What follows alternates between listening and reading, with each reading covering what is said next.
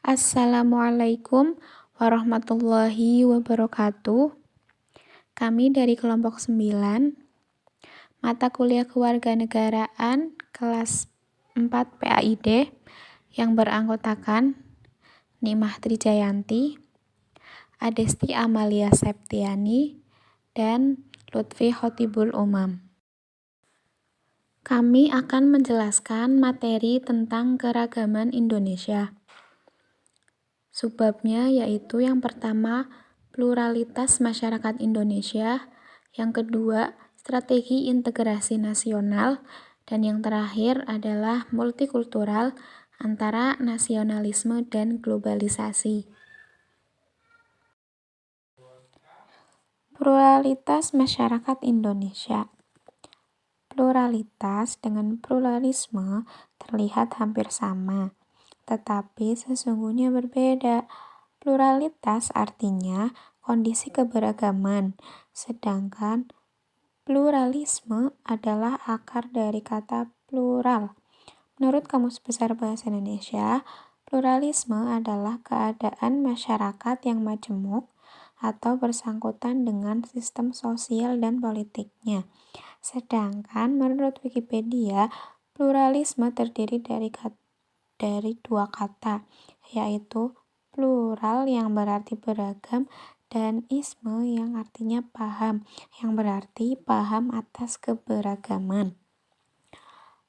Pluralisme juga dapat berarti kesediaan untuk menerima keberagaman. Artinya, untuk hidup secara toleran pada tatanan masyarakat yang berbeda suku, golongan, agama, adat, hingga pandangan hidup.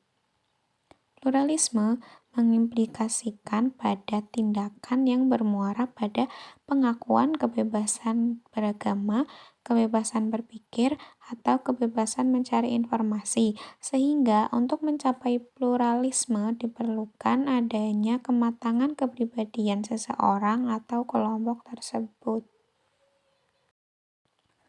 Pluralitas masyarakat Indonesia sama artinya dengan keberagaman masyarakat Indonesia.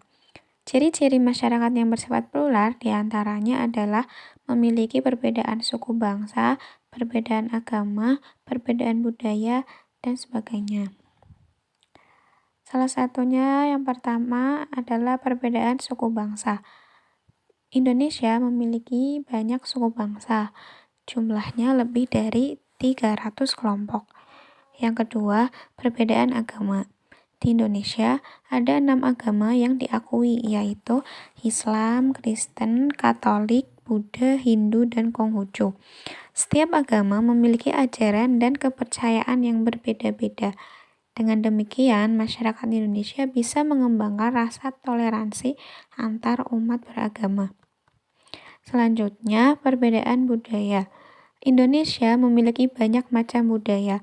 Setiap kelompok masyarakat selalu memiliki perilaku, kebiasaan, pengetahuan, atau keterampilan yang diwariskan secara turun-temurun sehingga melahirkan suatu kekhasan yang membedakan masyarakat tersebut. Selanjutnya, faktor-faktor penyebab pluralitas masyarakat Indonesia. Yang pertama, faktor sejarah. Menurut sejarah, bangsa Indonesia adalah kaum pendatang dari Yunani Selatan. Saat itu, bangsa mereka sudah mulai berkembang dan mengembangkan budaya mereka di negara Indonesia. Yang kedua, faktor geografi. Indonesia merupakan negara kepulauan luas yang dikelilingi lautan. Juga, Indonesia merupakan negara vulkanis yang memiliki banyak pegunungan, sehingga menyebabkan adanya atau terjadinya isolasi geografis. Yang ketiga, faktor iklim. Setiap daerah di Indonesia memiliki iklim yang berbeda. Perbedaan iklim inilah yang menimbulkan tata cara hidup dan pola perilaku masyarakat yang berbeda. Yang keempat, faktor agama. Setiap agama memiliki ajaran dan kepercayaan yang berbeda-beda. Dengan demikian, masyarakat Indonesia bisa mengembangkan rasa toleransi antar umat beragama. Yang selanjutnya yaitu strategi integrasi. Dalam upaya untuk mewujudkan integrasi nasional yang diimpikan, ada beberapa strategi yang bisa ditempuh, yaitu strategi asimilasi, strategi alkulturasi, dan strategi pluralis. Yang pertama yaitu strategi asimilasi. Asimilasi memiliki arti suatu proses percampuran antara dua kebudayaan atau lebih menjadi suatu kebudayaan yang baru.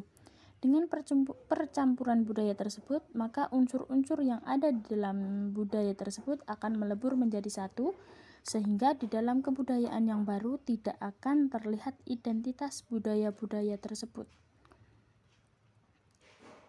Tetapi dilihat dari perspektif demokrasinya, apabila upaya yang demikian itu dilakukan, dapat dikatakan sebagai cara yang kurang demokratis dalam mewujudkan integrasi nasional.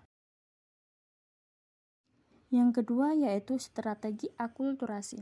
Akulturasi memiliki sebuah arti, yaitu proses percampuran antara dua kebudayaan atau lebih, sehingga memunculkan kebudayaan yang baru. Tetapi di dalam budaya baru tersebut masih mengandung ciri-ciri budaya yang asli.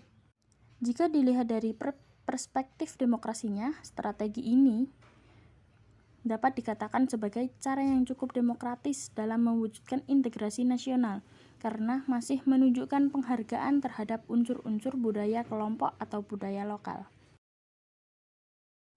Yang ketiga yaitu strategi pluralis. Paham pluralis merupakan sebuah paham yang menghargai adanya perbedaan yang ada di dalam masyarakat. Paham pluralis memiliki prinsip untuk mewujudkan integrasi nasional dengan cara memberikan kesempatan kepada seluruh unsur-unsur keragaman di dalam negara tersebut. Jadi, integrasi nasional diwujudkan dengan tetap menghargai terdapatnya perbedaan-perbedaan dalam masyarakat. Hal ini sejalan dengan pandangan multikulturalisme, bahwa setiap unsur perbedaan memiliki nilai dan kedudukan yang sama, sehingga masing-masing berhak mendapatkan kesempatan. Yang selanjutnya yaitu Bhinneka Tunggal Ika sebagai strategi integrasi bangsa. Bhinneka Tunggal Ika merupakan suatu ideologi negara Indonesia yang menjunjung tinggi nilai persatuan dan kesatuan negara Indonesia. Sangat penting bagi kita untuk meningkatkan kesadaran dan upaya menjaga integrasi nasional dalam bingkai Bhinneka Tunggal Ika. Integrasi ialah persatuan, sedangkan Bhinneka Tunggal Ika ialah menjaga kesatuan dalam perbedaan. Bisa dikatakan bahwa Bhinneka Tunggal Ika itu sebagai strategi integrasi bangsa Indonesia untuk mewujudkan persatuan dalam perbedaan. Kebinekaan merupakan realitas bangsa yang tidak bisa dipungkiri keberadaannya untuk mendorong terciptanya perdamaian di dalam kehidupan bernegara. Kebinekaan atau semangat Bhinneka Tunggal Ika dan toleransi akan menjadi perekat untuk bersatu dalam kemajemukan atau keberagaman bangsa Indonesia. Multikultural antara nasionalisme dan globalisme. Negara Indonesia adalah salah satu negara multikultur terbesar di dunia. Hal ini dapat terlihat dari kondisi sosiokultural maupun geografis Indonesia yang begitu kompleks, beragam, dan luas. Indonesia terdiri atas sejumlah kelompok, etnis, budaya, agama, dan lain-lain yang masing-masing plural sekaligus juga heterogen. Untuk sampai pada bagaimana nasionalisme dalam konteks keindonesiaan, sebelumnya perlu diketahui proses terwujudnya konsep nasionalisme. Diketahui bahwa secara umum nasionalisme berarti suatu paham yang berpendapat bahwa kesetiaan tertinggi individu harus diserahkan kepada negara kebangsaan. Perasaan sangat mendalam akan suatu ikatan yang erat dengan tanah tumpah darahnya, dengan tradisi-tradisi setempat dan penguasa-penguasa resmi di daerahnya. Nasionalisme berakar dari sistem budaya suatu kelompok masyarakat yang saling tidak mengenal satu sama lain. Kebersamaan mereka dalam gagasan mengenai suatu bangsa dikonstruksikan melalui khayalan yang menjadi materi dasar nasionalisme. Sebagai contoh, dalam pandangan Anderson, nasionalisme Indonesia terbentuk dari adanya suatu khayalan akan suatu bangsa yang mandiri dan bebas dari kekuasaan kolonial. Suatu bangsa yang diikat oleh suatu kesatuan media komunikasi, yakni bahasa Indonesia. Definisi tersebut memang benar apabila dikemukakan 80 tahun yang lalu. Tetapi di masa sekarang, bahasa tidak bisa lagi dijadikan jaminan untuk mampu membentuk nasionalisme bangsa. Hal ini disebabkan karena banyaknya tantangan yang dihadapi oleh semangat kebangsaan itu sendiri. Menghadapi era globalisasi, bangsa Indonesia tidak boleh menganut paham post-nasionalisme. Bagaimanapun kuatnya arus interdependensi yang terjadi. Untuk menghadapi dunia luar, Indonesia harus selalu membina dan mempertahankan persatuan dan kesatuan bangsa. Sedangkan untuk membina dan mempertahankan nasionalisme bangsa Indonesia, persyaratan utama adalah kesiapan dan kegigihan, serta fleksibilitas dalam mengelaborasikan bentuk-bentuk nasionalisme yang lebih relevan dengan tantangan zaman. Sekian materi dari kelompok kami. Semoga bisa dipahami dan dapat bermanfaat bagi kita semua. Terima kasih. Wassalamualaikum warahmatullahi wabarakatuh.